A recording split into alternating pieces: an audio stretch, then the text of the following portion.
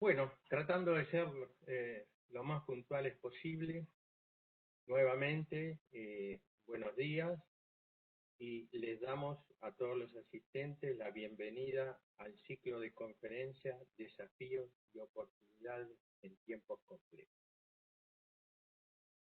Como primera medida, quiero transmitir mi agradecimiento al IAPG, a su director técnico Daniel Rellana, al personal del mismo por la colaboración prestada, al presidente de la Comisión de Producción y Desarrollo de Reserva, Jorge Busiak, y los integrantes de la misma. Mi nombre es Nino Barone, voy a tener el gusto de ser uno de los moderadores de este evento.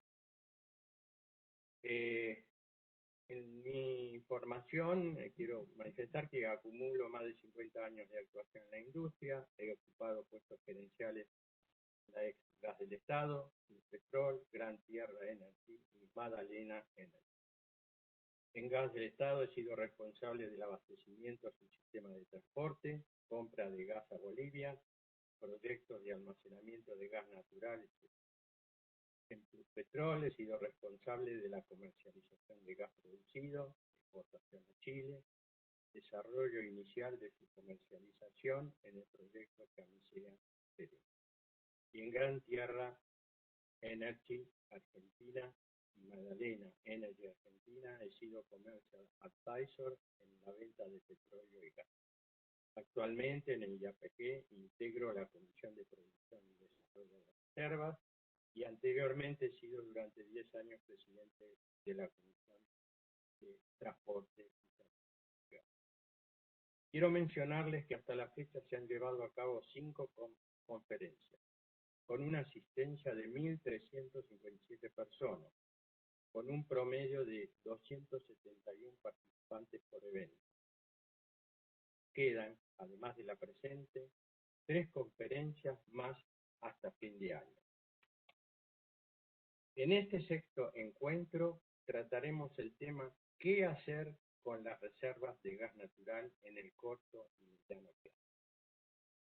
Más allá de la semántica del título elegido, que podría dar lugar a intercambio de opiniones, ¿por qué hablamos de corto y mediano plazo? La razón se basa en que cualquier alternativa energética, sea de exportación de gas natural licuado, generación hidráulica o nuclear, que sí deben ser consideradas a largo plazo, demanda tiempos mayores al mediano plazo, con inversiones de enorme magnitud. En esencia, se intenta poner de manifiesto el mercado potencial que podría disponerse durante el periodo en cuestión. Seguramente, a partir de estas presentaciones surgirán limitaciones de infraestructura que evidencia el sistema para movilizar determinados volúmenes de gas, oportunidad que será propicia para su consideración e intento. En esta ocasión tendremos 3 expositores que nos hablarán de sus experiencias. Jorge de Zabaleta, de la Cámara de la Industria Química y Petroquímica, obviamente su tema será la petroquímica. Gabriel Baldassarre, presidente de AGEA, aquí en el caso térmica, y Álvaro Ríos Roca, de Gas Energy Latinoamérica, que nos hablará sobre las posibilidades que tiene nuestro gas de exportarse a países vecinos aprovechando la infraestructura hecha. Me acompañan como moderadores Carlos William y Daniel Ragazzini. Carlos William es ingeniero químico con posgrado en gas y petróleo y en Project Management. Cuenta con más de 35 años de experiencia en la industria, de los cuales 30 fueron en Bridas, PAE, donde ocupó distintas posiciones gerenciales, como las unidades de gestión de Neuquén y Acambuco, Salta, la presidencia ejecutiva de la empresa petrolera Chaco, anónima, activo de PAE en Bolivia, que fuera expropiado en 2009. A finales del 2017 se desempeñó como Senior Advisor. Actualmente está realizando trabajos de consultoría y representaciones en Oil and Gas y participando activamente en las comisiones de producción de reservas y en la de transporte y tratamiento. En este caso, modulará la participación del ingeniero Isabel. Daniel Ragazzini. Daniel Ragazzini es ingeniero mecánico y tiene 42 años de experiencia en el sector de exploración y producción, habiéndose desempeñado en las operaciones de activos nacionales y latinoamericanos para empresas como Pluspetrol, Bridas, PAE, PECOM y Petrogas. Desde 2007 es socio gerente de Sol Energy, una empresa de ingeniería con foco en perspectiva. Participa desde hace más de 30 años en las distintas comisiones del IAPG y es miembro activo de la producción y desarrollo de reservas íntegras. Como pueden apreciar, no somos chicos, los que estamos en mucho en esto. Bien, a continuación, un punto importante, las preguntas deben hacerse por escrito en el panel de preguntas y respuestas que encuentran dentro de la barra de opciones de Webex. Durante las presentaciones pueden ir escribiendo las preguntas que son leídas y respondidas. Al final de las exposiciones, estas preguntas solamente las podrán leer los panelistas. Les pedimos que durante toda la sesión tengan sus micrófonos y cámaras apagadas. Bueno, a continuación le vamos a dar la palabra y el control a Jorge Zabaleta. Como he mencionado, su moderador será el señor Carlos Williams, a quien ya le paso la palabra. Muchas gracias.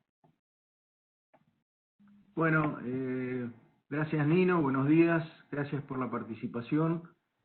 Dentro entonces de este ciclo de desafíos y oportunidades en tiempos complejos y particularmente el tema que nos ocupa hoy es qué hacer con las reservas de gas natural en el corto y mediano plazo, le damos la bienvenida al ingeniero Jorge de Zabaleta, que obviamente Jorge va a tocar uno de los tópicos que nos interesa para el tema de qué hacer con las reservas de gas natural, que es la petroquímica.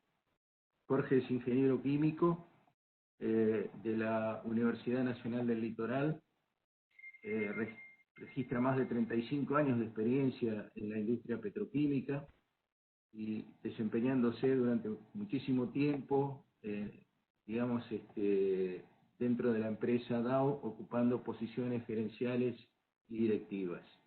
Desde el 2015, Jorge es director ejecutivo de la Cámara de la Industria Química y Petroquímica. Así que los dejo entonces con Jorge. Adelante, Jorge, gracias. Hola, buen día, ¿cómo están? Gracias por tratar de compartir la presentación.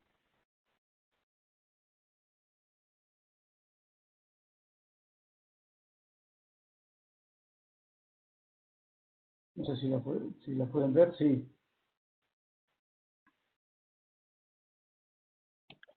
Sí, perfecto. Gracias, Carlos. Gracias, Nino. Gracias, Daniel, por la invitación. La verdad que es interesante este tema de qué hacer con las reservas de gas natural en el corto y mediano plazo, teniendo como un horizonte de máximo 3-4 años. Cuando uno mira la industria petroquímica, es uno de los pilares de la industria cotidiana. Son productos indispensables para asegurar disponibilidad y calidad y preservación de alimentos. Si uno toma en cuenta qué es lo que está pasando ahora con la pandemia, cuando uno mira los camisolines hechos con fibra poliéster o fibra acrílica, que son productos petroquímicos, desinfectantes, los respiradores que están hechos con material plástico, las máscaras, etcétera, uno ve la, digamos, utilidad de la industria química y petroquímica en cualquier momento y también junto con la pandemia.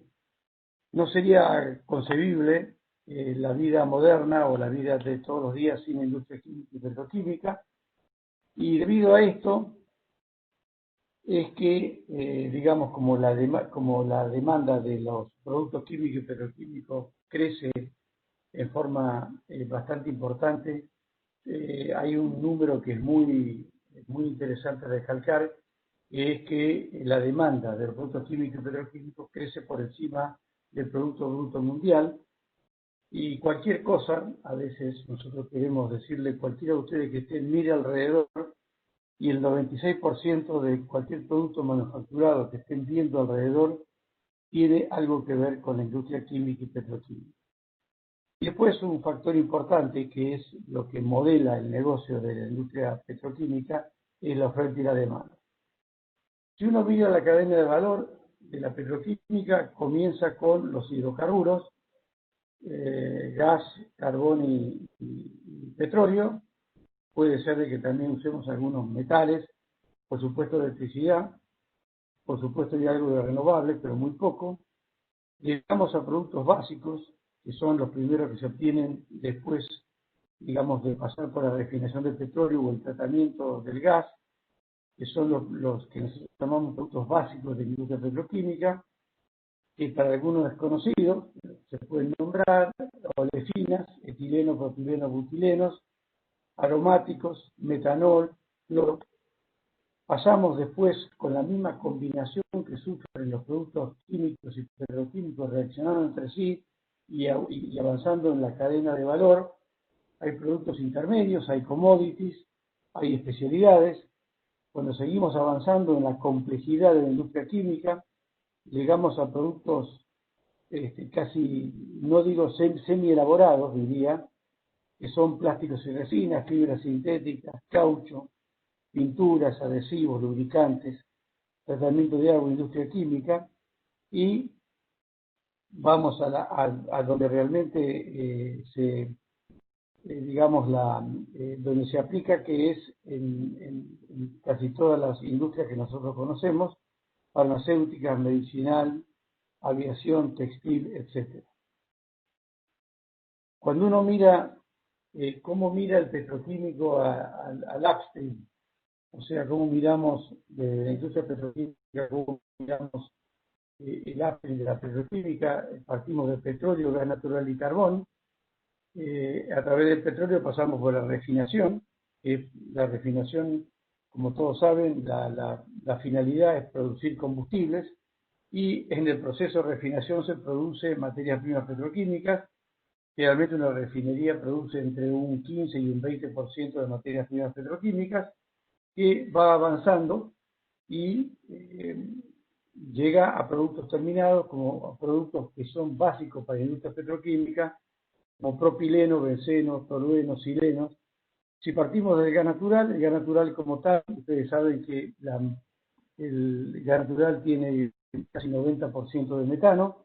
El metano aparte de ser un gran combustible, es una excelente materia prima petroquímica, que va hacia lo que nosotros llamamos gas de síntesis, a producir dos compuestos muy importantes en la industria petroquímica, que es el metanol y el amoníaco urea, y los líquidos de gas natural, que son etano, propano y superiores, que también, que si son separados y después son materias primas petroquímicas, a través de un cracking térmico llegamos a productos básicos como es el etileno, el propileno y el butadieno. Con lo cual, vemos de que partiendo de petróleo, gas natural o carbón, ¿por qué pongo carbón? Porque China tiene industria petroquímica a partir de carbón. Las tendencias de la industria que impactan en la industria petroquímica es mirar hacia qué puede pasar en el año 2050.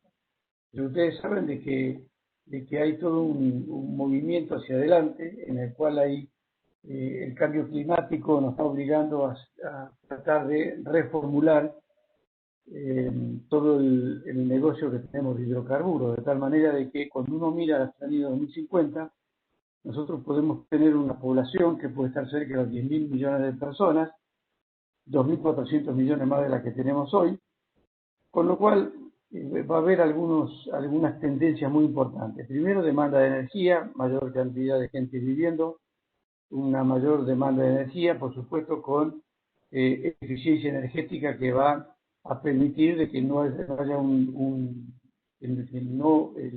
la demanda no sea desbocada, sino sea controlada.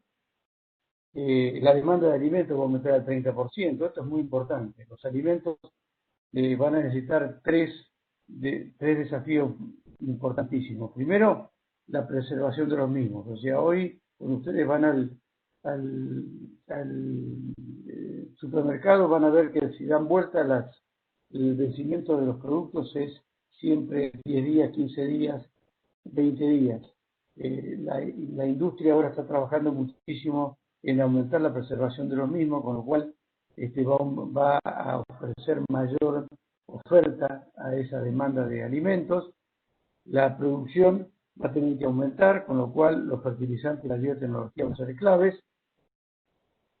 7 ciudades se dice que van a concentrar el 70% de la población, con lo cual va a haber una demanda muy grande de eficiencia energética y de demanda de durables, y el consumo va a aumentar porque al haber mayor cantidad de personas con mayor ingreso promedio, va a hacer de que los productos químicos y petroquímicos estén expuestos a una mayor demanda.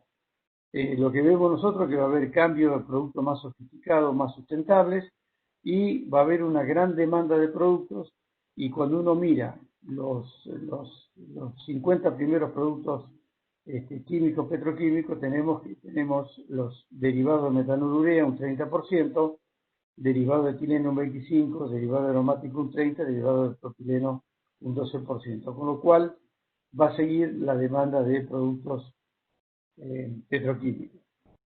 Voy a hablar ahora de la Argentina. ¿Por qué hablo de la Argentina? Porque no cualquier país en el mundo puede tener desarrollo petroquímico. ¿Por qué? Porque el desarrollo petroquímico tiene toda una historia. Si uno mira a Sudamérica, hay solamente dos, un tercer país que puede ser Venezuela, pero son dos países muy importantes, que es Brasil y Argentina, que han desarrollado la industria petroquímica. En Argentina hay 8 polos petroquímicos con más de 150 empresas, es el número 2 de Sudamérica después de Brasil.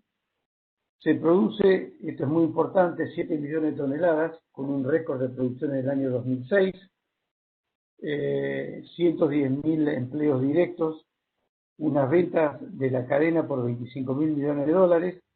En Argentina es muy importante la industria petroquímica, representa el 12% del PIB industrial de la Argentina y el 24% de las exportaciones industriales. Este es un dato que a veces no es muy conocido, pero las exportaciones de productos petroquímicos de Argentina representan entre un 18 y un 24% de las exportaciones industriales.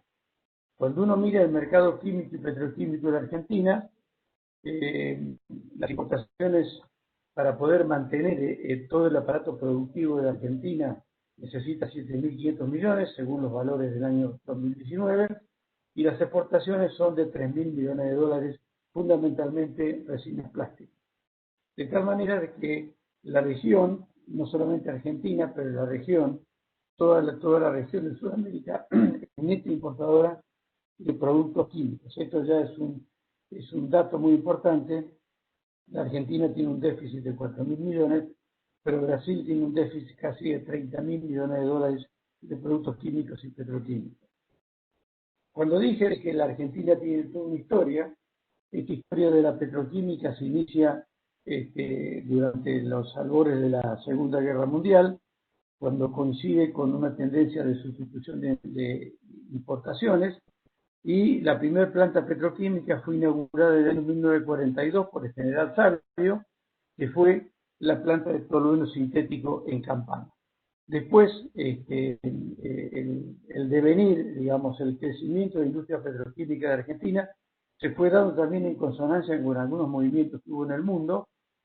Entre el año fines de 60 y comienzos de casi fines de los 60, comienzos de los 70, coincide con el desarrollo masivo en Europa, promoción de la industria petroquímica, en los años 70 y 80, y coincide con la crisis del petróleo. Aquí comienza la primera ola de desarrollo petroquímico a partir del uso de gas natural de derivados de gas natural, que fue el primer cracker a base de gas natural en Bahía Blanca a comienzos de los 80. Luego hubo la última, la cuarta ola, que fue luego de las privatizaciones y fusiones, en las cuales hubo unos proyectos de escala mundial muy importantes, que son muy conocidos como Mega, que es una compañía que separa líquido de gas natural, con un tamaño casi mundial, PBB Polisur, que hace las ampliaciones del polo de Bahía Blanca, Profertil, que es la producción de amoníaco y urea, y la planta de metanol de YPF en Neuquén. Y nosotros esperamos que la quinta ola venga con el desarrollo masivo del gas de Vaca Muerta.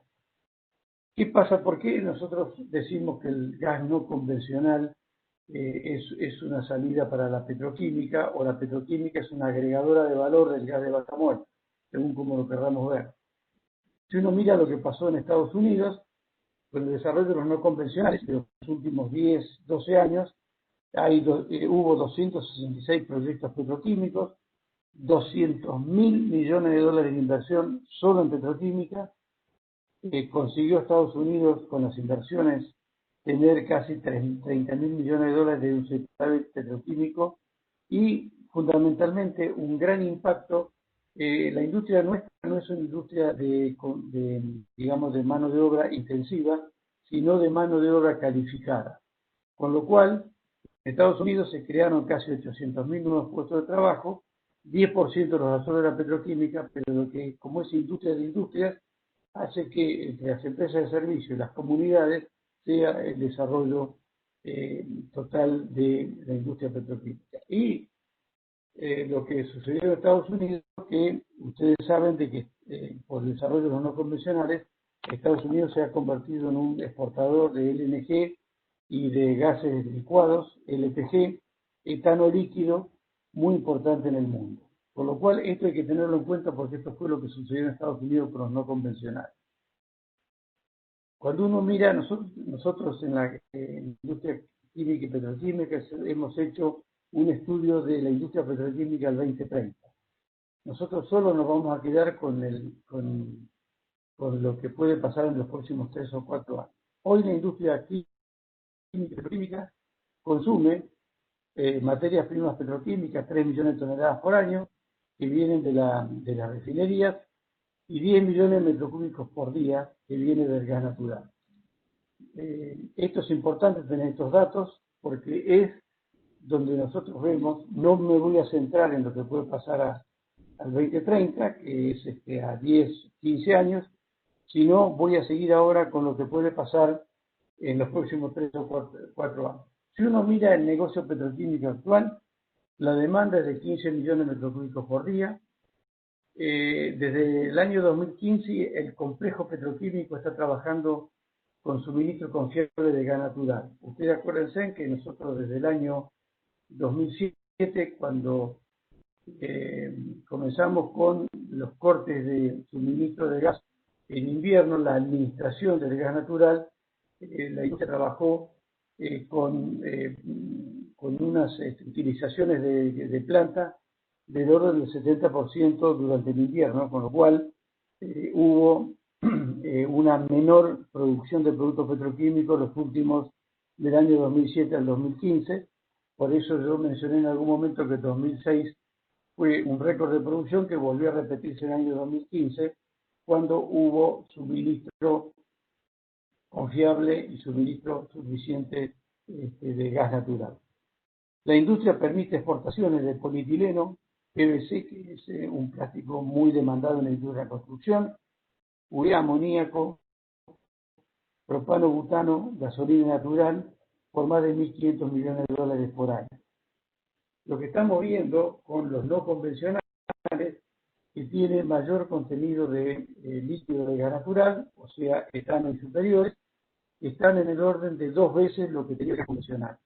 Esto va a permitir en el corto plazo, aumentar la exportación de LPG, gasolina natural. ¿Por qué? Porque los no convencionales que son producidos en las ventanas húmedas de Vaca Muerta tienen mayor contenido de líquidos y es una manera muy interesante de poder combinar precio de gas natural con precio de líquido de gas natural para hacer que el precio final del gas que le quede al productor sea mayor. Esto puede ser mayor exportación de LPG y gasolina natural, trabajando con las unidades actuales a máxima capacidad y con algunas inversiones menores. Ahora, ¿por qué me voy a detener en amoníaco y urea? Porque nosotros estamos convencidos que en los próximos 3-4 años la primera inversión que puede tener la Argentina sobre una nueva planta petroquímica puede ser en amoníaco y urea. El amoníaco es uno de los mayores productos petroquímicos del mundo, se produce casi 175 millones de toneladas por año en el año 2017. Tiene dos usos importantes, uno es el uso químico, que no es muy conocido, que se usa mucho en lo que es refrigeración y desulfurización de combustibles, y también es materia prima petroquímica para producir muchos productos petroquímicos importantes como ácido nítrico, nitrilo, anilinas, ácido adípico, caprolactama, etcétera. O sea, ese es el uso del 15% del amoníaco, pero el mayor uso del amoníaco es a fertilizantes, en los cuales la urea es el más importante, es más del 60% de todo el amoníaco, nitrato de amonio, distintas variedades digamos, de fertilizantes, en el cual vemos que esto, ¿por qué digo que es importante el tema de urea? Porque si uno mira la superficie arable total que tiene el mundo, que es de 1.450 millones de hectáreas, nosotros creemos que en el 2050 será más o menos similar, con lo cual la única manera de poder tener mayor oferta de alimentos va a ser a través de fertilizantes que permita mejores rendimientos y a partir de biotecnología. Está previsto que para el año 2030 la demanda de urea se va a duplicar con respecto a la demanda que tiene hoy, y algo muy importante, que es muy importante para Argentina, es que Brasil es el mayor importador del mundo de urea. Esto es otro dato muy importante. Si uno mira el mundo... Jorge, sí. Perdón, te quedan 5 minutos, ¿sí? Sí, estoy terminando. Muchísimas gracias. Si uno mira el negocio mundial de urea, este es el mapamundi, uno mira las flechas rojas, indica de que hay déficit en el mercado, como sucede en toda América, desde Canadá hacia abajo, y fundamentalmente si uno mira Sudamérica tiene un déficit de 9 millones de toneladas de urea. El resto hay zonas muy exportadoras como es la península arábiga, donde hay mucho gas natural. Como dije, Brasil es el mayor importador del mundo de urea, importa 5 millones de toneladas por año, eso equivale a 3 plantas de escala mundial de urea. La competencia que tendríamos desde Argentina sería a través del otro lado del Atlántico, desde Nigeria, Rusia y países árabes. La logística beneficia a Argentina, es un commodity con alto impacto de costo de materia prima, y esto yo no estoy cometiendo ninguna infidencia ni contando nada secreto. Profertil está próximo a tomar una decisión de ampliación a otro tren de escala mundial que va a equivaler a una demanda de 3,5 millones de metros cúbicos por día de gas y un aumento de las exportaciones de 500 millones de dólares. El análisis que tenemos, las fortalezas, con respecto, si queremos ver una planta de urea, es que tenemos mercado en el Mercosur. Las oportunidades, esto es muy importante, nosotros podemos agregar valor al gas natural, porque el gas natural se puede exportar como tal, lo va a tocar Álvaro en su presentación, pero si lo convertimos en urea, podemos multiplicar por 3 o por 4 el precio del gas natural, con 1.500 millones de dólares de inversión y con 500 millones de dólares de exportación. Las debilidades que puede tener este proyecto es que hay competitividad muy fuerte de Nigeria, Rusia y el Middle East, y las amenazas, como siempre, es lo que puede tener la macroeconomía nuestra, no tener reglas claras del gas, retención a las exportaciones, intervención y disponibilidad en precios energéticos, etcétera, que es lo que yo creo que el gobierno en esta nueva fase está tratando de que esto no afecte las nuevas inversiones. Por lo cual, vuelvo otra vez a decir que la química y la petroquímica es uno de los pilares fundamentales para un mundo sustentable, y Vaca Muerta, señores, es una de las últimas oportunidades que tenemos para subir al tren de desarrollo. Muchas gracias. Muchas gracias, Jorge, por la excelente presentación. Abrimos entonces el panel de preguntas y respuestas. Por una cuestión de tiempo tenemos solamente 10 minutos para lo mismo. Aquellas preguntas que no podamos contestar en este momento, de todas maneras, van a ser llegadas al panelista.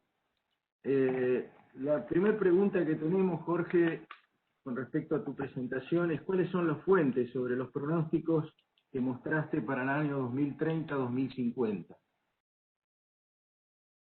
Bueno, la fuente que tenemos son, nosotros para hacer este estudio 2030-2050 analizamos todas las tendencias. Nosotros trabajamos desde Argentina, desde nuestro grupo, hicimos un trabajo manejándonos con todas las tendencias que encontramos de los países, de los mismos gobiernos y fundamentalmente de consultoras muy importantes a nivel internacional, como puede ser una de ellas IHS, que es una de las mayores consultoras de petróleo, gas y petroquímica del mundo, el cual nosotros hemos juntado todos los datos que hemos encontrado, y esto es, digamos, este trabajo que nosotros hemos hecho 2030, está totalmente validado por las empresas que son socias de la Cámara, por los gobiernos en los cuales nosotros tenemos estrecho contacto y por las consultoras internacionales. Con lo cual, son tendencias, hay que tener en cuenta que cuando uno habla de tendencias, son tendencias que tienen más o menos un cierto porcentaje de cumplimiento, pero estamos muy confiados en la tendencia que estamos manejando. Ok, una más, Jorge. Puede haber más de una planta de urea en la Argentina y relacionado con esto, si tuviéramos disponibilidad del gasoducto Neuquén al litoral, ¿puede ser una zona de localización de una planta de urea el área de Rosario San Nicolás? Sin ninguna duda. En la Argentina hubo algunos lugares que siempre se habló con respecto a plantas de urea. Si usted alguien se acuerda, de vez en cuando se habla de Tierra del Fuego. El tema con la urea es que la urea es un producto petroquímico, es un commodity que es, digamos, no tiene un precio muy alto, un commodity, y es muy afectado por los precios de la logística, y la logística integral tiene un manejo muy que impacta mucho en la economía de urea. De tal manera que uno, si ve un lugar como Bahía Blanca, es un lugar ideal porque tiene puerto de aguas profundas y estamos al sur de la Pampa húmeda, de tal manera que de alguna manera toda esa urea se tiene que mover a la Pampa húmeda. Se hace hoy con movimientos hacia la zona de Rosario, Ramallo, donde hay almacenaje de urea y distribución de ahí. Si uno pregunta, ¿se puede hacer un lugar, si el gasoducto se construyera y hubiera suministro suficiente de gas natural en la zona del litoral, instalar una planta en la zona de Rosario, San Nicolás, sería un lugar casi ideal para suministrar a la Pampa húmeda y suministrar toda la parte agroalimentaria. Ok, bueno, para poder cumplir con los tiempos, entonces damos por finalizado esta parte del evento. Le agradecemos a Jorge Zabaleta por la claridad de los conceptos y por, de alguna manera, la expectativa que nos pone para el futuro del gas de Vaca Muerta en el área de petroquímica. Lo despedimos a Jorge y le damos entonces la palabra a Daniel Ragazzini para que siga con la siguiente presentación. Muchas gracias. Buen día a todos. Gracias, Jorge. Gracias, Carlos. Bueno, el segundo disertante será Gabriel Baldassarre y nos dará la visión del sector eléctrico, fundamentalmente de generación, para ver dónde podemos ubicar las reservas de gas en el corto y en el mediano plazo. Gabriel es ingeniero en electricidad de la Universidad Tecnológica Nacional, con estudios de MBA en la Universidad Católica Argentina y diversos posgrados en planeamiento y política energética. Posee 20 años de experiencia en el sector eléctrico, habiendo actuado en diferentes posiciones y compañías líderes del mercado. Actualmente se desempeña como gerente de asuntos regulatorios de AES Argentina y preside la Asociación de Generadores de Energía Eléctrica, AGEA. Bueno, buen día Gabriel, un gusto escucharte y adelante con tu presentación, y al resto de los asistentes les pedimos por favor que vayan escribiendo las preguntas, así al final de la presentación las transmitimos a Gabriel para que las conteste. Muchas gracias, Daniel, por la introducción, y también gracias a todos ustedes por la invitación, por haber recibido la invitación y compartir este día con todos ustedes y a todos los asistentes que están del otro lado. También muy agradecido por ello. Y voy a estar compartiendo. Confírmenme si se ve en pantalla completa. Sí, perfecto, Gabriel, adelante. Ok, muchas gracias. Ok, en primer lugar, comentarles a todos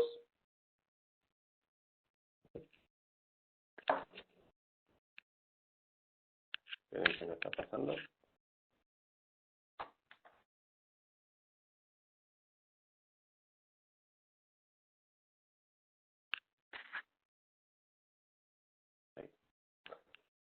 En primer lugar, comentarles a todos quién es AGERA. Somos, para los que no nos conocen, somos una asociación civil sin fines de lucro que nuclea todo el sector de generación de la República Argentina.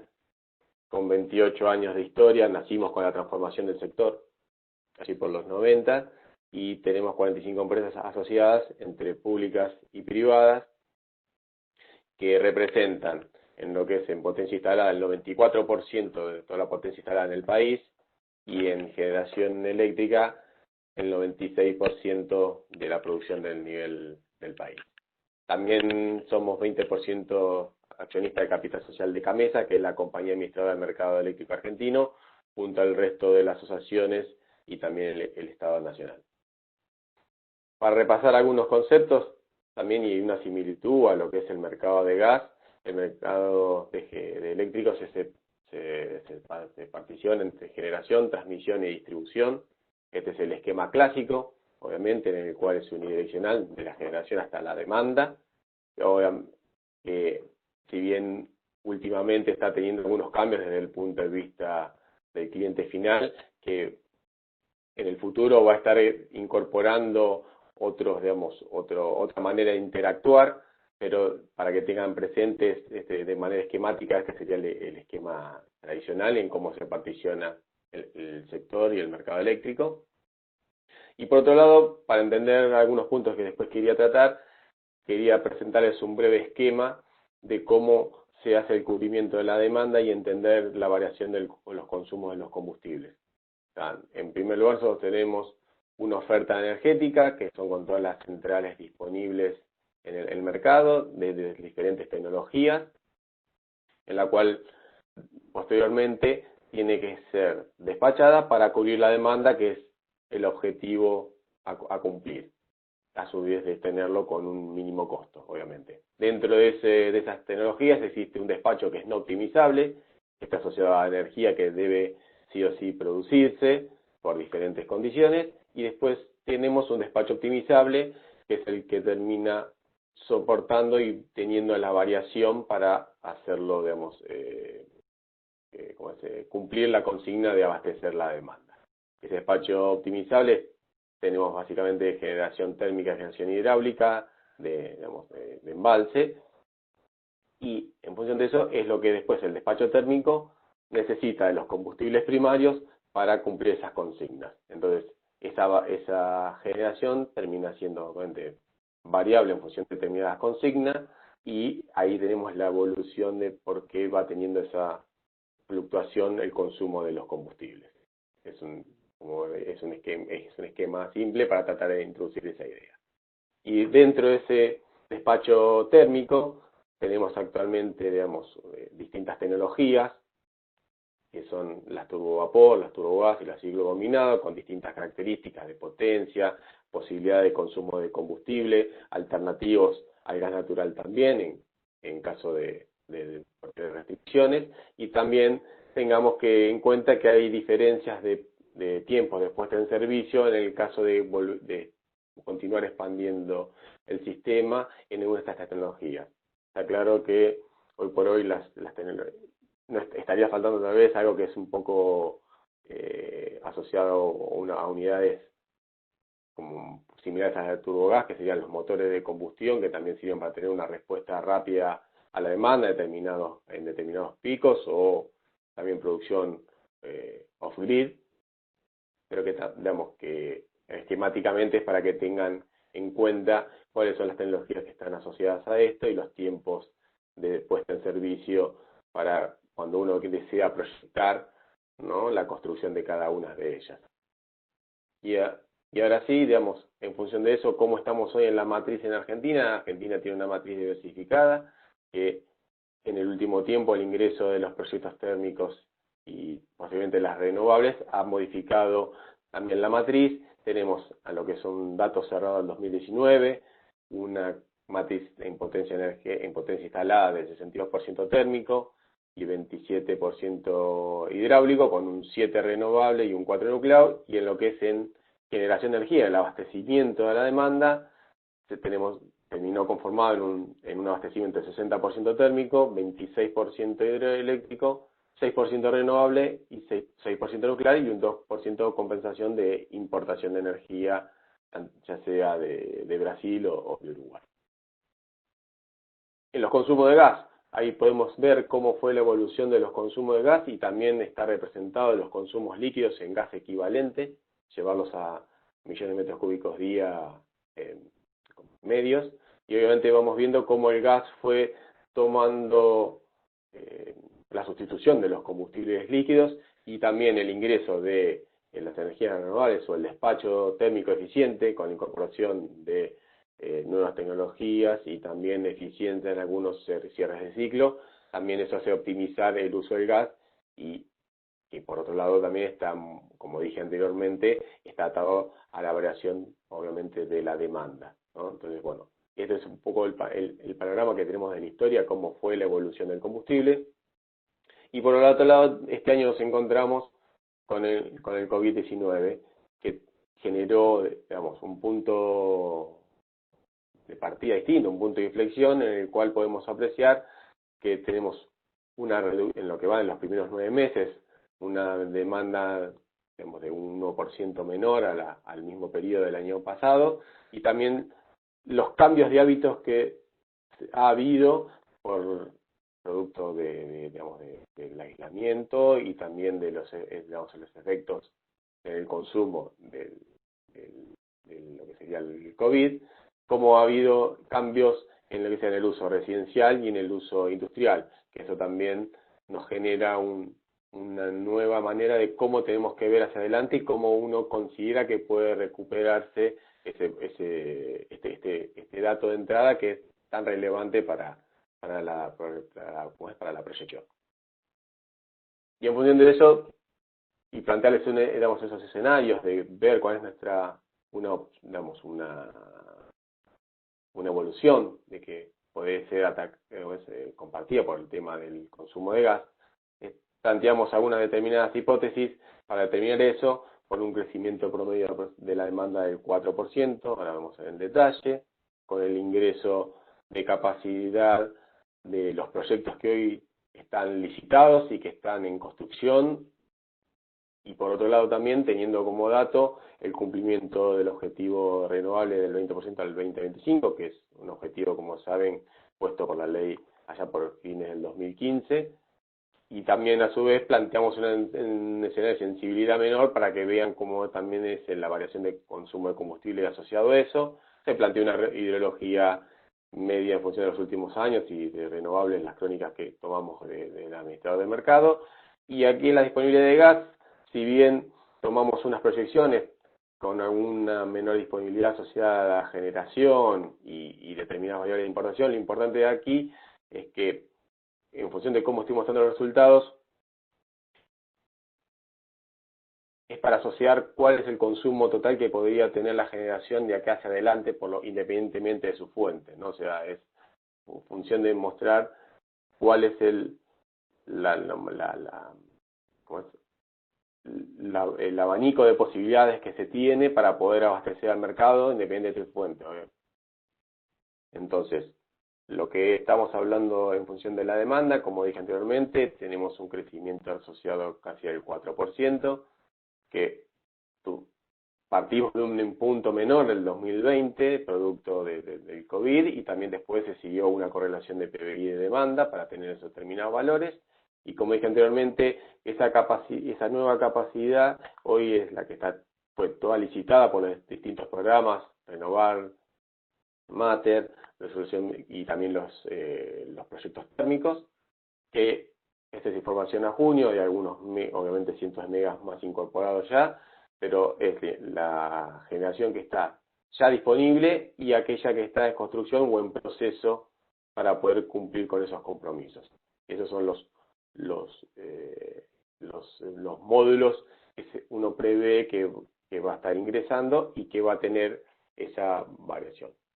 Y ahora, en función de los resultados que arrojaron esas hipótesis, lo que podemos tener en el escenario, como le dije, base o inicial, podemos ver cómo evoluciona la matriz energética, buscando también llegar al objetivo del 2025, como dije anteriormente, y por otro lado, la evolución de los consumos de combustibles para los próximos 5 años, está separado en el periodo de verano de invierno, como para poder verificar y determinar la diferencia, y como dije anteriormente también, están representados los que son los combustibles líquidos en consumo de gas equivalente para poder apreciar cuál es también la sustitución posible que se puede tener. En este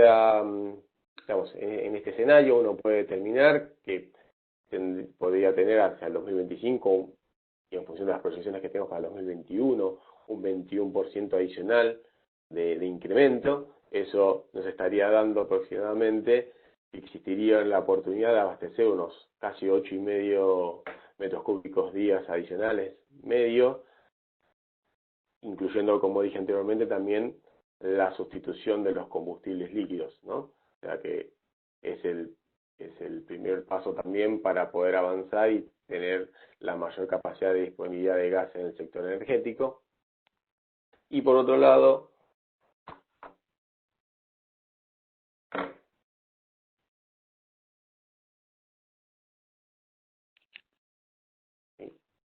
en el otro escenario, en el cual se asume que no se llega obviamente como dije anteriormente, por menores ingresos de generación renovable, tenemos la posibilidad de tener distintos despachos, obviamente, mayor necesidad de requerimiento térmico, como pueden ver, y por lo consiguiente, el incremento que se ve de variación de combustible es asociado a un 44% entre el 2025 y el 2021, y considerando las mismas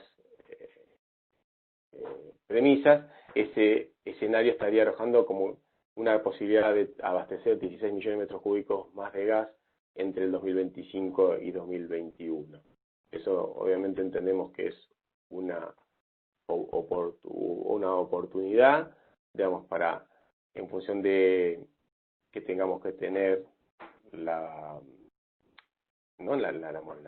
posibilidad de seguir desarrollando también en infraestructura y poder abastecer esos requerimientos que nosotros vemos que pueden ser posibles.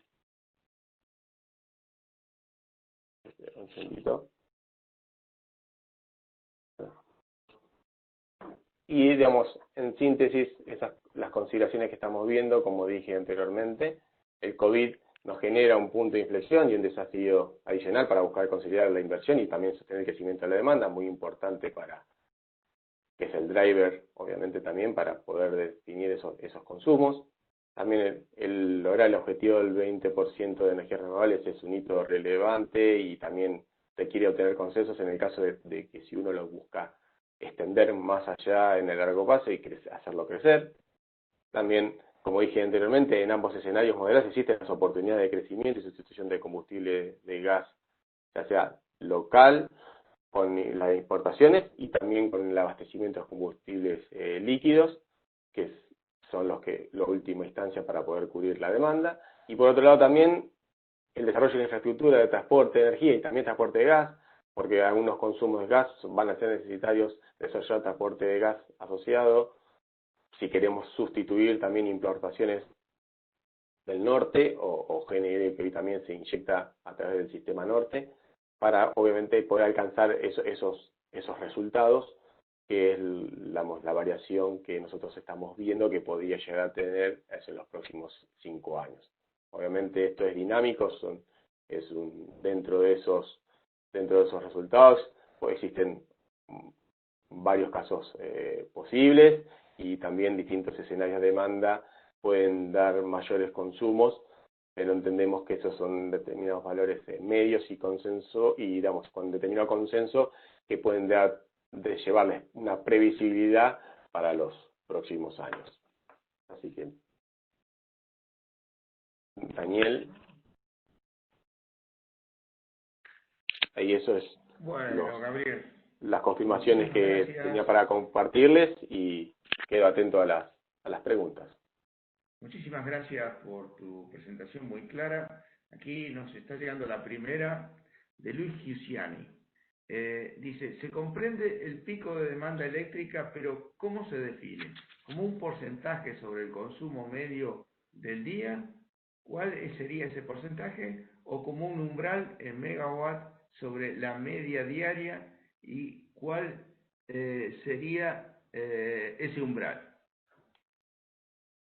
A ver, obviamente el pico, como dije anteriormente, está muy influenciado a los requerimientos y por otro lado también están muy influenciados a las variaciones de temperatura, como ahí habían visto en el COVID, en las variaciones de demanda del COVID, algunas caídas dieron crecimiento o fueron menores caídas, producto justamente de tener temperaturas diferentes superiores al año anterior en determinados momentos, así que está muy influenciado por eso, pero por lo general en lo que se llama el pico también está teniendo cambios en el consumo y está llevando que en el verano no esté, durante las horas nocturnas, sino durante las horas diurnas, y podemos tener asociado a determinados megas medios o a un porcentaje que se saca estacionalmente, y podemos estar hablando de un 20,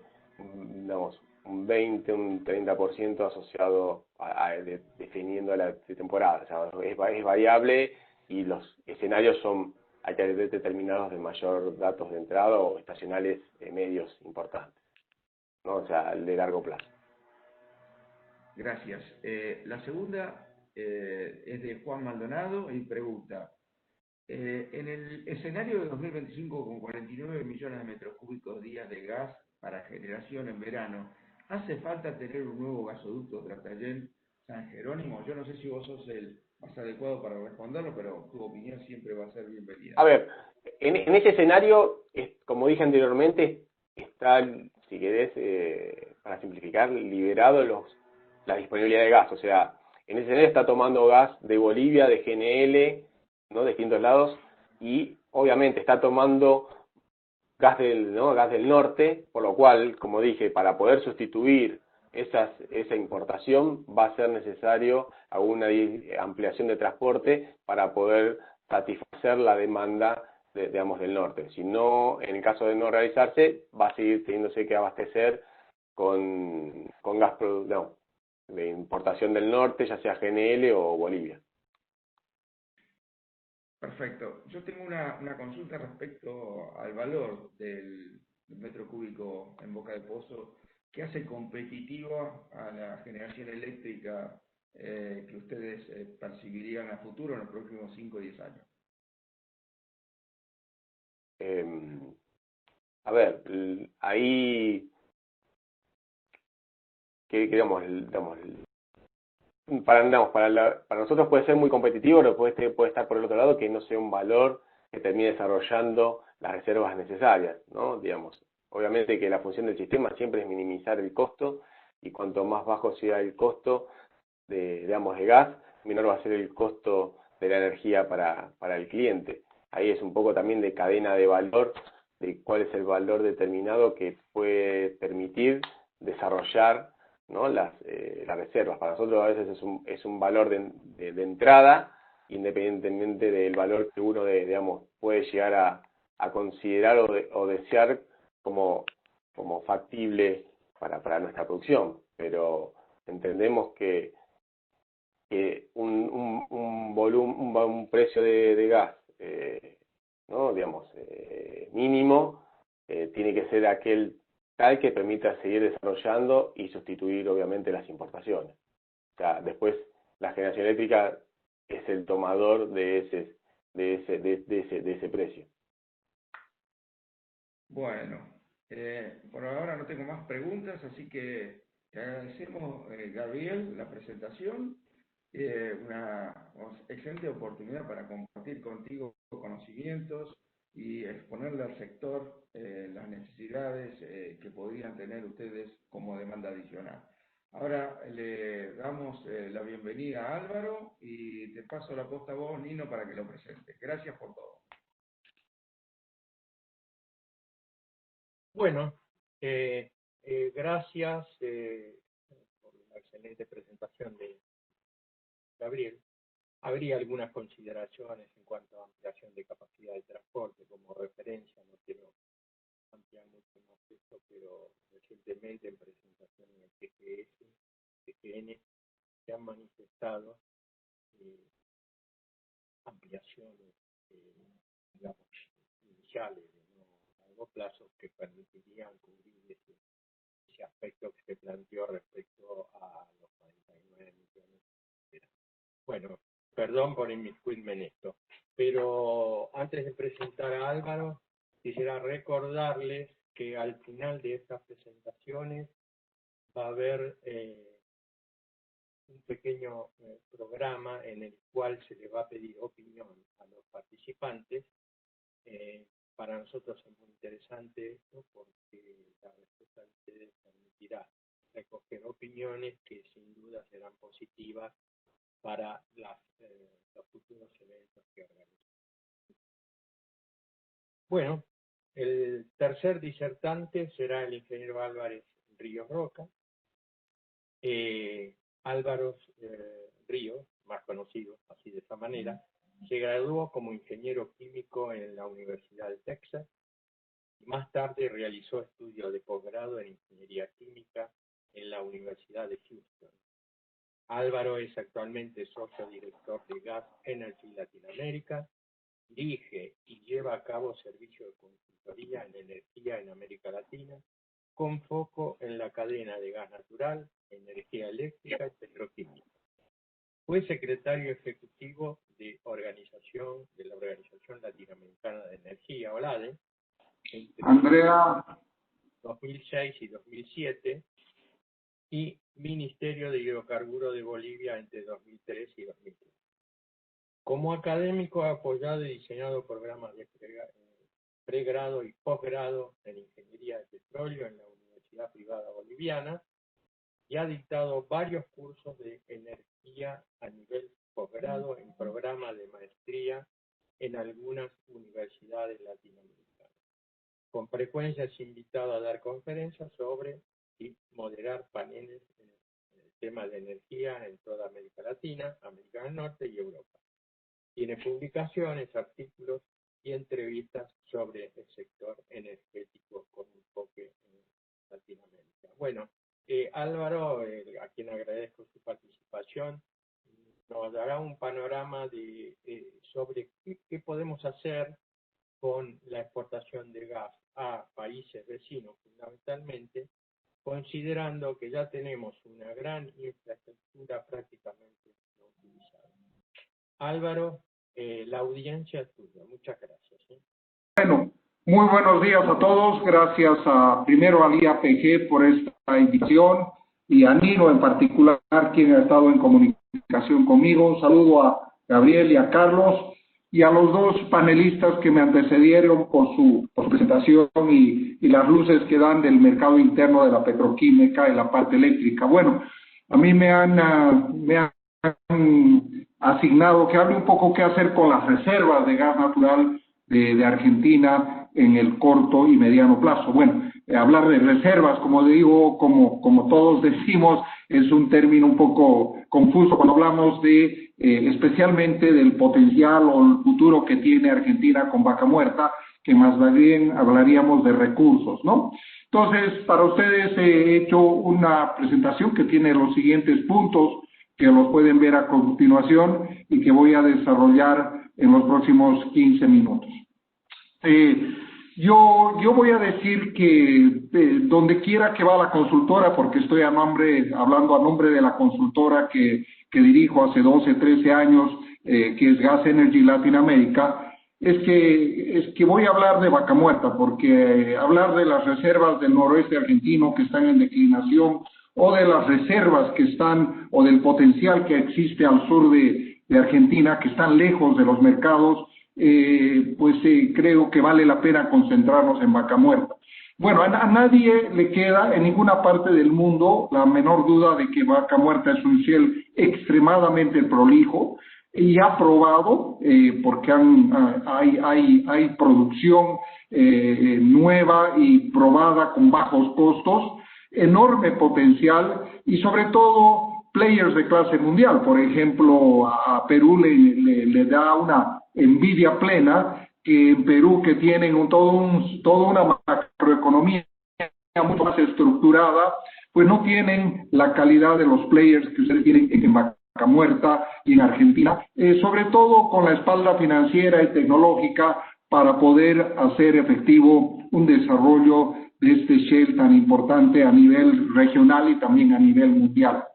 Sin embargo, pues hay varias cosas, como ustedes bien saben, que limitan el desarrollo de Vaca Muerta y que hasta ahora no han permitido que Vaca Muerta siga un camino de mucho mayor empuje en cuanto a inversiones se refieren. Y sobre todo hablaríamos de que está vinculado a la macroeconomía, ¿no? Inflación, déficit fiscal, perturbaciones en la cadena, fuerte sindicalismo, 5 planes de gas, por ejemplo, todas vinculadas a cierta manipulación de precios y fuertes subsidios, ruptura en la cadena de pagos.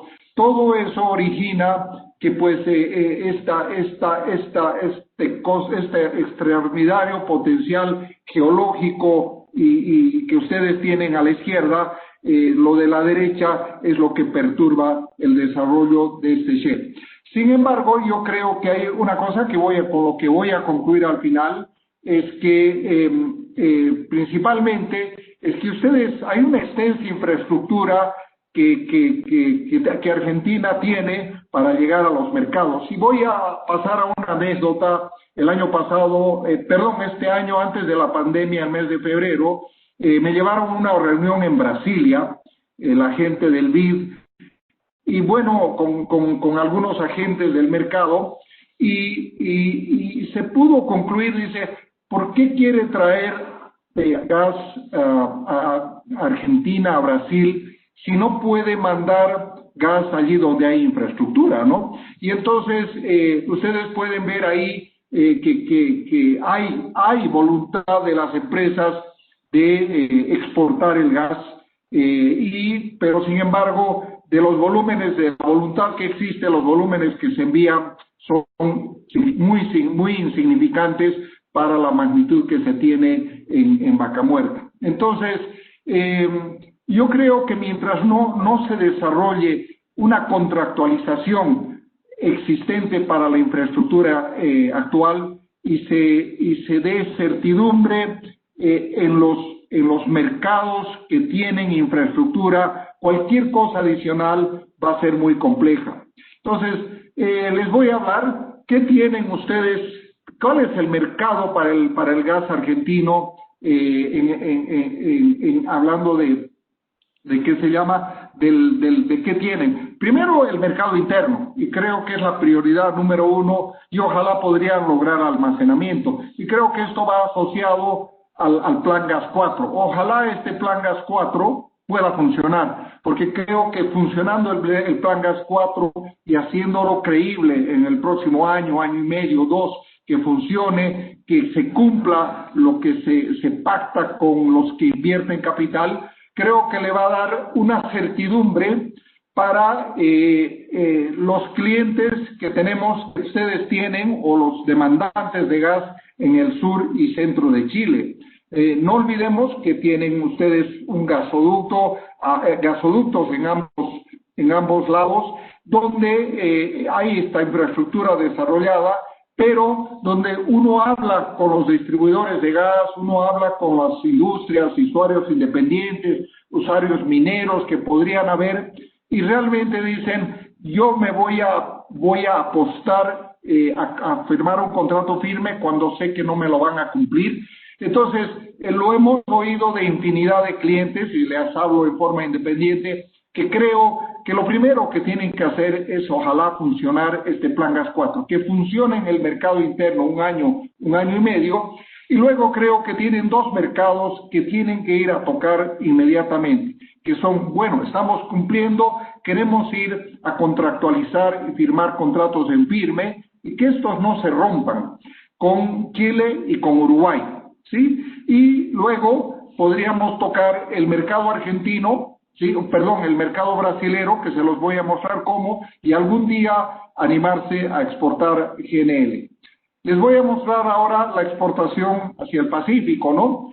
¿Cuáles son las ventajas y las barreras que tienen en este contexto, ¿no? Entonces, lo primero que tenemos, las ventajas, infraestructura desarrollada en el centro y sur de Chile, de una forma casi de corto plazo, poder contractualizar ese mercado, ¿sí? Gas natural puede sustituir al carbón. Hay una fuerte presión en Chile para sacar el carbón. Sabemos que aún cerca del 40% de la electricidad de Chile se genera con carbón, pero hay muy fuerte presión. Sirve para respaldar las intermitencias de las renovables. Hay todavía usuarios industriales que funcionan a diésel y GLP, y competitividad para reducir el GNL que se importa tanto en el centro como en el norte de Chile, ¿sí? Y como les digo, esta infraestructura está desarrollada y creo que esa es la primera oportunidad que ustedes tienen que trabajarla. Posteriormente, a crear una certidumbre que tiene que empezar con el mercado interno, con su demanda interna. ¿Cuáles son las barreras?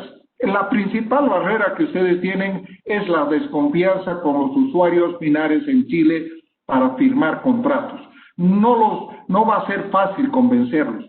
Desconfianza a nivel de gobierno y de los entes planificadores, ¿no? Dice, ¿cómo podemos planificar con alguien que puede cortarnos el gas de la noche a la mañana y donde no está contractualizado el mercado?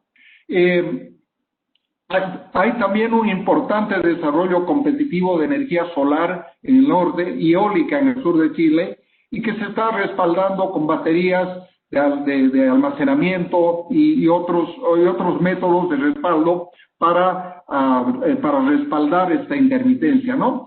Se espera también el ingreso del hidrógeno en el mediano a largo plazo. Es un tema que están estudiando los chilenos, y creo que van a tener un liderazgo en este tema en la región.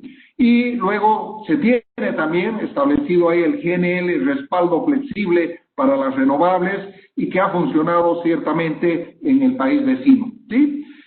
Y por lo tanto el ingreso a Chile en el corto plazo es algo que se puede hacer. El norte chileno, yo diría que es más de mediano plazo, también tiene las mismas condiciones del centro y sur de Chile, las mismas barreras, diríamos yo, pero además requiere de infraestructura adicional, ¿no? Que en este momento todavía la podemos decir que está impensable. Se necesita una construcción de gasoducto al litoral que no solamente tomaría demanda interna de ustedes, pero también modificar el flujo del gasoducto al norte. Entonces, todo esto permitiría limitar o detener las importaciones de gas de Bolivia y suministrar gas a la región noroeste, que como todos ustedes saben, está declinando en producción. Esta es una opción de mediano plazo que debe apurarse porque la opción carbón y solar no van a esperar en el norte de Chile. O sea, el mundo sigue girando y creo que Argentina con vaca muerta, como en el caso de la petroquímica, no debe dormirse, ¿no? Bueno, vamos ahora hacia el Atlántico. El mercado de Brasil, como ustedes saben, está moviéndose, aunque un poco lentamente, a un nuevo modelo, a un nuevo mercado de gas, ¿sí? El monopolio de Petrobras está básicamente comenzando a terminar, diría yo.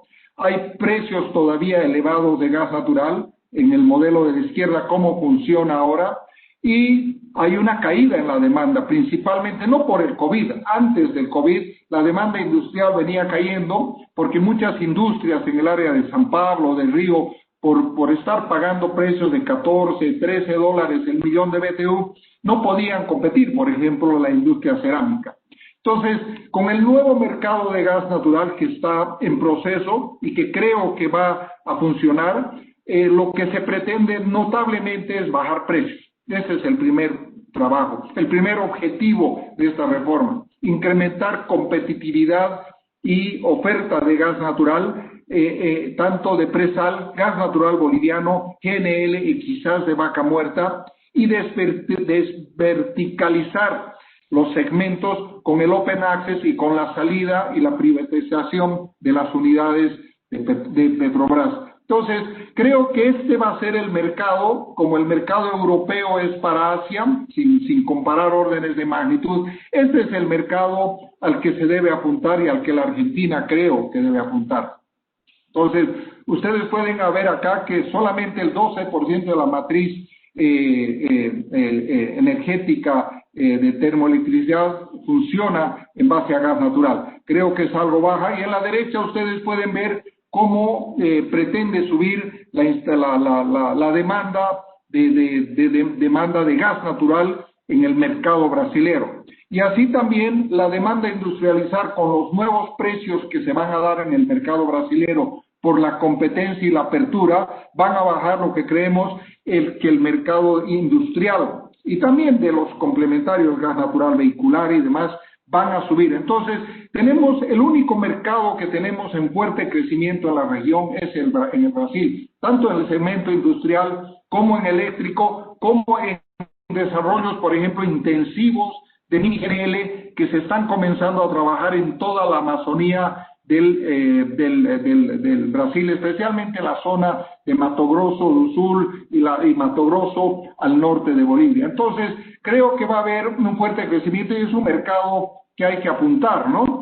Ahora, ¿qué se necesita para esto? Bueno, hay que llevar gas, hay que hacer el gasoducto o infraestructura litoral, hay que hacer un nuevo gasoducto del centro litoral, un tramo 2, y luego hay que llegar a interconectarse porque la gran demanda no está en el sur de Brasil, sino en el área de San Pablo, donde está la fuerte demanda concentrada, Río de Janeiro y todo el área del gasoducto de Bolivia. Entonces, aquí hay una infraestructura que desarrollar y para lo cual, pues tengo que decirles con todo cariño, además, que cuando ustedes miran el mercado brasilero, ya no hay más una negociación de Estado a Estado en este momento. Es una negociación donde hay que ir a buscar y sumar los clientes y concretar la demanda para poder desarrollar toda esta infraestructura que ustedes miran acá, fuera de la demanda que tienen en el mercado interno de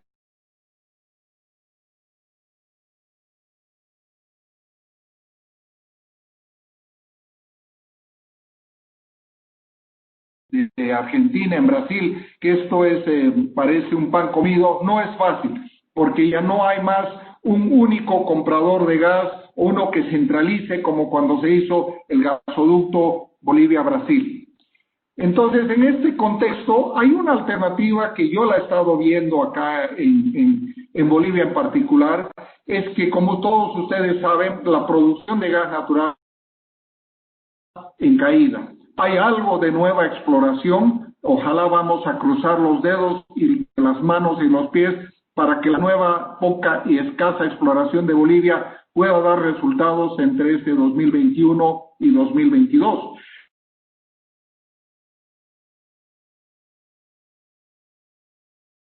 Cubrimientos es de 13 a 14 millones de metros cúbicos y nuestra demanda interna sería de 14. Entonces, esto nos deja con una infraestructura que puede quedar en cierta manera ociosa, donde tenemos 2 gasoductos que corren desde la frontera argentina, que tiene una capacidad de 30 millones de metros cúbicos, o sea que hay una capacidad para mover y ya está construida. Entonces, ¿qué se necesita? Se necesita fortalecer el gasoducto al litoral, que les ayudaría con la demanda interna y por supuesto, la reversión del gasoducto norte, ¿no? Entonces, esto permitiría no solamente ingresar al mercado de Brasil, sino al mercado del norte de Chile, lo que pueda quedar del mercado del norte de Chile, el mercado del norte argentino y, por supuesto, si Bolivia no descubre más gas, el mercado de Bolivia. Entonces, esta es una situación que definitivamente se debería aprovechar utilizando infraestructura que está desarrollada y que puede utilizarse para atender el mercado, diríamos, de mayor desarrollo y que le vemos con tendencia a crecer. Finalmente, la exportación al Uruguay creo que es otro tema que merece credibilidad. Antes de ir a apuntar al mercado de Brasil, creo que habría que apuntalar el mercado de Uruguay con lo que se pueda, de manera de hacerlo contractual y cumplir con estos contratos. Creo que la infraestructura está desarrollada y hay que incrementar la demanda, sirve el gas para respaldar la oferta eólica, que también tiene su intermitencia. Entonces, ya para hablar ya de largo plazo, y creo que esto viene, hay una demanda de GNL mundial que seguirá en ascenso. No tenemos la menor duda que el gas natural va a reemplazar al carbón y va a ser el energético que va a dar respaldo a las energías alternativas. Y la ubicación de Argentina permite el arbitraje con el Pacífico, el Atlántico. Además, puede servir para el pico invernal que ustedes siempre han necesitado. Y esto, pero sin embargo, demanda fuertes inversiones en toda la cadena. Entonces, creo que en este momento tratar de agendar y tratar de mirar un GNL con la credibilidad que se tiene, que lo veo bastante difícil, ¿sí? Es importante, aquí se necesita contractualizar toda la cadena, ¿sí? Entonces, mi recomendación es, ojalá, la credibilidad de los mercados regionales como un primer paso, ¿no? Y con esto lanzo algunos cumplimientos. Credibilidad del cumplimiento del Plan Gas 4. Eso fundamental. Mercados en firme, centro y sur de Chile y Uruguay en el corto plazo. Creo que eso daría una primera visibilidad de generación de credibilidad. Mercado de Brasil de mediano plazo por Bolivia y Uruguayana, dependiendo cómo se den las cosas y cómo esté la oferta desde Bolivia. Ventajas de mayor demanda por Bolivia. Veo que ahí hay una demanda que se puede tomar, como les he dicho, norte de Chile, Bolivia, Brasil y también la demanda del norte argentino. Y también menor infraestructura. Las negociaciones en Brasil no van a ser fáciles, van a tener que negociar con empresas y con contratos en firme, tanto de transporte como de molécula. Entonces, creo que esta es la relación que doy, y estar hablando, como en el anterior gobierno oíamos de proyectos de GNL, creo que primero debe concentrarse donde tenemos infraestructura y donde la Argentina puede generar credibilidad. Creo que Vaca Muerta es algo espectacular y es cuestión de que autoridades, empresas y demás comiencen a generar credibilidad, sobre todo con los demandantes de gas. Bueno, eso sería todo. Atentos a sus preguntas y muchas gracias por dejarme participar. Bueno, muchas gracias, Álvaro, por tu excelente presentación. Lo que hemos visto es la visión de un especialista no argentino y que obviamente siempre es bienvenido como opinión. Estoy teniendo algún problema, no sé si mis colegas están pudiendo tener acceso al sistema de preguntas, al menos yo no lo estoy pudiendo tener. De todas maneras, me atrevería a hacerte alguna consulta, Álvaro. Últimamente se ha hablado bastante sobre gestiones que está haciendo nuestro gobierno, en particular nuestro embajador, respecto a un suministro de magnitud a Brasil. ¿Qué opinión te merece eso? Gracias. Bueno, yo soy bastante directo. Son buenos deseos políticos, creo que es buena audiencia de medios de comunicación, pero creo que el gobierno brasilero actual y el Estado brasilero y cómo está confeccionado el nuevo modelo de gas en Brasil, no va a haber posibilidad de que el Estado se inmiscuya en una gran compra de gas. Entonces, la gran compra de gas tiene que ser la sumatoria de distribuidoras, termoeléctricas, usuarios independientes y demás que puedan configurar un pool de compradores para que la infraestructura se desarrolle. Entonces creo que el embajador tiene otra visión todavía de Estado a Estado, cosa que en Bolivia, por ejemplo, ya no va, ¿no? Petrobras está desvinculándose totalmente del negocio de gas natural para concentrarse en el upstream. Entonces, lo vemos como un poco romántico el tema y naturalmente los políticos tratan de hacer eso, pero la realidad del mercado brasileño es distinta para lo que él pretende hacer. Bien, tengo un par de preguntas. ¿No cree que el principal problema de Vaca Muerta es el precio internacional bajo? Una alta oferta de yacimientos convencionales de gas, ¿no es el principal enemigo? Yo no creo que sea el caso. He visto bastante, no bastante, pero he visto algunos números de algunas productoras en Argentina que han llegado a desarrollar un poco de escala, ¿sí? Y esos costos de producción de gas, sumado a los líquidos que se tienen, que sirven para la petroquímica y te dan una alternativa, son muy comparables a los que tiene Estados Unidos, o tal vez hasta mejores, ¿no? Lo que sí puedo decirles es que si los americanos nos pueden llegar con GNL desde Estados Unidos hasta acá, ¿por qué la Argentina, con un shale tan prolijo en Vaca Muerta, con players internacionales, con la tecnología última, no va a poder llegar a nuestra región con una infraestructura, yo diría, o desarrollada o que tiene poca inversión para desarrollarse y llegar a estos mercados en tema firme? Le hablo de Chile, Uruguay, Brasil e incluso Bolivia. Entonces, yo creo que no es negativo. Yo creo que no tiene nada que ver con el costo o el precio. Creo que también tiene que ver con la confianza en los clientes, que es lo que se está buscando, y creo que la competitividad de Vaca Muerta está dada. Bien. Otra pregunta. ¿Qué precio, estas siempre son las difíciles, qué precio de gas en frontera en Brasil tendría que ser para que este sea viable? Yo creo que, estamos trabajando en el mercado brasilero y por eso me he animado a hacer esta presentación, Nino, a todos ustedes.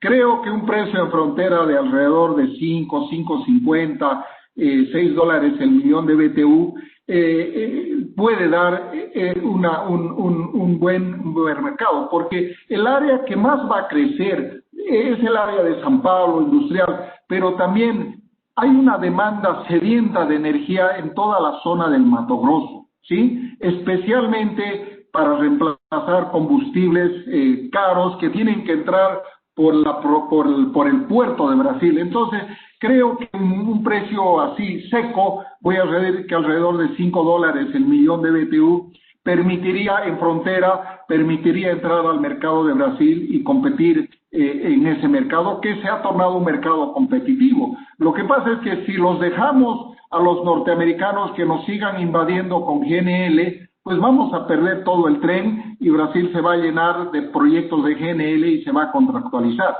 Entonces, hay que trabajarlo, hay oportunidades, la veo, es un mercado que va a crecer y creo que no hay que perderle la dinámica de que el gas regional es mucho más competitivo que traer por barco, porque igual la liquefacción cuesta y hay que traerla en barco, por supuesto, y hay que regasificar, que con la infraestructura desarrollada que tenemos, debemos tener y tenemos la competencia. Bueno, muchísimas gracias, Álvaro.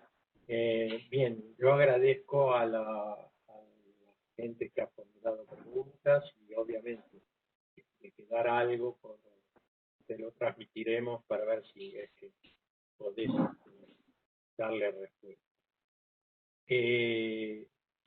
Vuelvo a agradecerte, excelente presentación y bueno, seguiremos en contacto. Muchas gracias a ustedes, sí, un abrazo a todos y hasta la próxima, Nino, Daniel y Carlos, ¿sí? Ok, muchas gracias. Bueno, como ustedes podrán estar apreciando, así está circulando la encuesta, de manera que, por favor, si ustedes pueden ir dando respuestas, se lo agradeceríamos. Bueno, milagrosamente hemos cumplido con el horario, que es una cosa bastante difícil de completar. Tal vez hemos sido un poco estrictos en ese control, pero bueno, en ese lado estamos satisfechos. Bueno, como palabras finales me gustaría hacer alguna pequeña reflexión. En el caso de Jorge de Zabaleta, nos ha mostrado un panorama que dentro del periodo que nosotros hemos tratado de enfocar, bueno, tendríamos volúmenes interesantes de más de 10 millones de metros cúbicos día, con radicación en la zona de Bahía Blanca, o también, como ha estado comentando a raíz de alguna pregunta, en la zona del litoral. Lo que hace a la generación térmica, que es el caso de Gabriel Barlacerre, bueno, ahí vemos que el crecimiento de energía que plantea es un 4% anual, espero que se cumpla, y hacia el 2025 tendríamos un requerimiento adicional de unos 8,5 millones de metros cúbicos día, y con un llamado de atención que si no se cumple el avance que se planea en cuanto a energía renovable, bueno, se duplicaría esa cantidad. Y en el caso, en el tercer caso de Álvaro, bueno, ha aportado algo que, bueno, para mí puede tener algún grado de originalidad, no sé si sería difícil llevarlo a cabo, que podríamos, en función de la declinación que viene observando Bolivia en sus reservas, tener acceso al gasoducto que actualmente une Bolivia con Paz. De todas maneras, creo que aquí es donde está focalizado el mayor futuro que entiendo podría tener el destino del gas de Capamonte. Eso fundamentalmente, aprovechando la infraestructura que ya tenemos, pienso que lo más conveniente, lo más simple sería acceder a Chile con las limitaciones o con las consideraciones que rayan lo político y el mantenimiento de reglas claras con relación a este tipo de operación. Por lo cual entiendo que allí sí es donde habría un mayor requerimiento de gas en la parte de Chile, y le seguiría en este caso Brasil y Uruguay. Bueno, con eso creo que damos por concluido estas charlas. Espero que hayan sido de agrado de todos ustedes. Les agradecemos la posibilidad de haber ustedes traído nosotros y obviamente quedamos a disposición, reiterando mi agradecimiento, como lo he hecho inicialmente, a todos aquellos que hemos participado. Solamente me quedaría por recordar que dentro de los temas que nosotros estamos previendo desarrollar en el futuro, esperamos encontrarlos en el próximo encuentro sobre evolución de reservas. El tema será el subsuelo como impulsor energético clave en Argentina, que se realizará el 10 de noviembre con la participación de Miguel Labia, de la Buenos Aires, Raúl Puliti, representante de la Asociación de APG, Néstor Volati de IPF y Lucas Viglione de Moreno. Desde ya, muchísimas gracias y, como he repetido muchas veces, estamos a vuestra disposición. Muchas gracias.